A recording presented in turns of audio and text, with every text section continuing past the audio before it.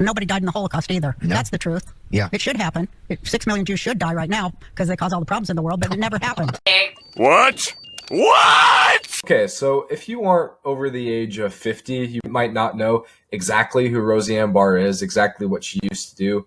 God knows I don't. You know, I'm only 18. I don't know all the sitcoms and shows she was in back in the day. I don't really know her comedy except for on podcasts, which is where a lot of people now, younger people especially, have discovered her. And on all these different podcasts, she's pretty funny. I'm not going to lie. She is an entertaining person to watch.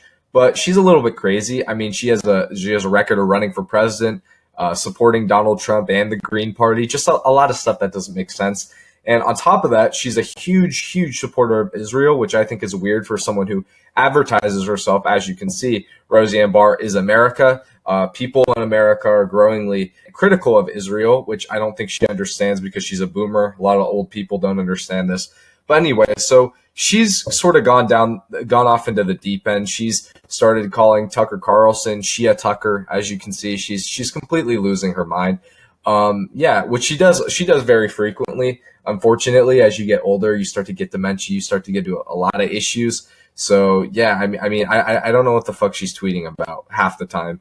She's just spreading all these weird videos about Nick Fuentes, how Tucker Carlson is exactly like Nick Fuentes when he obviously isn't. They align on a very small number of issues, especially on the issue of Israel, which I think any decent person are going to align with the perspective that the United States should not be involved in funding Israel's genocide of their war. It's draining our country of resources. Pretty much anyone who has a fucking brain understands that what Israel's doing is bad and not in the interests of the United States. As I was scrolling Twitter, as many people do, and I do especially I just bought Twitter Premium, but anyway, go follow me on Twitter, link in the description.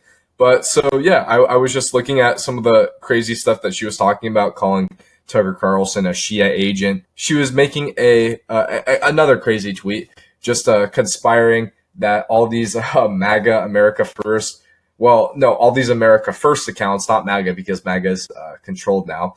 But anyway, all these America First accounts, she was saying, are all run by Pakistani bots. They don't have real followers.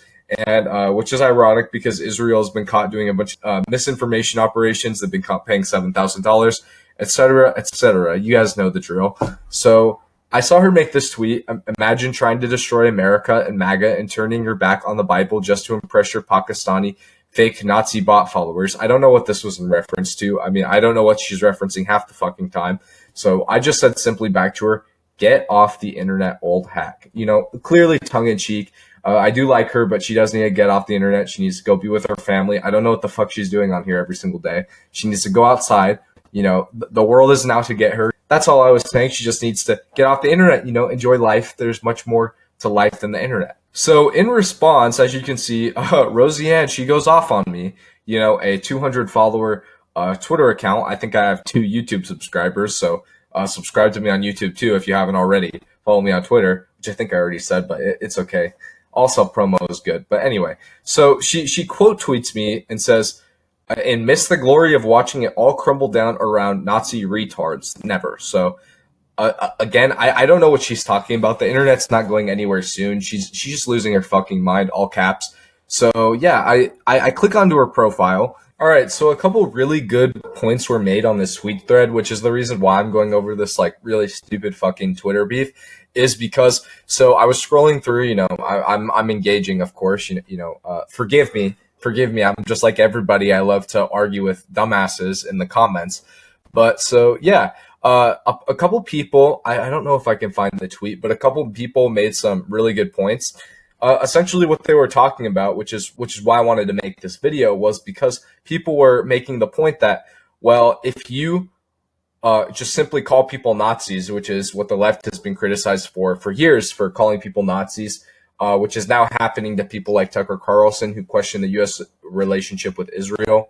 So when you call people Nazis who question the U.S. relationship with Israel, what you are effectively doing is ceding the argument to them. You're not making any case. You're just fear-mongering. It's exactly what right-wingers accuse the left of doing, and Roseanne Barr is clearly doing this. She can't offer a reason why the United States should legitimately fund Israel outside of pure fear-mongering, calling people Nazis, calling people a bunch of expletives. And so essentially she cedes the argument. She doesn't have anything really to say on the issue, which is why I wanted to make this, because a lot of people, they have the same sort of argument, which is a non-argument of fear-mongering. They love to call people Nazis who disagree with them. They won't debate them. You see Randy Fine. The real Nazis are the people who support Israel, who's genociding Palestinians, who's stealing your money. Israel has free healthcare. We don't. So a lot of these people, especially in legacy media and old people, they really don't understand this. Like if you look through all these replies, they're all just a lot of fucking old people who are replying to me.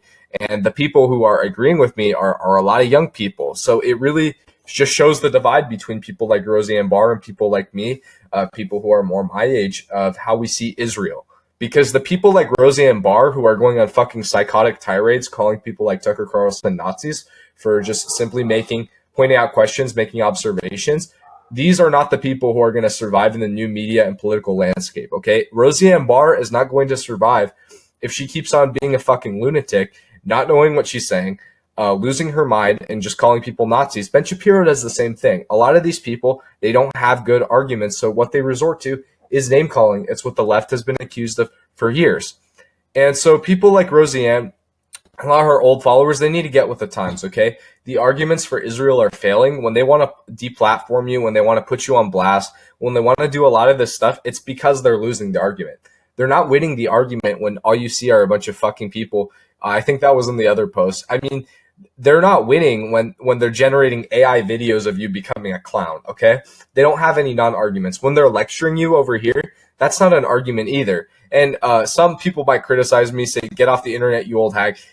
Some people might say that that's doing what she's doing. But all I'm doing is responding to a non-argument with a non-argument, which I admit if I would have given a more substantive reply, it would have been way better. So that's what this is trying to be. This is trying to be that more substantive response to Roseanne, because look, she is a smart person. I will give you this. She is crazy. She's losing her marbles a little bit in old age, as a lot of people do.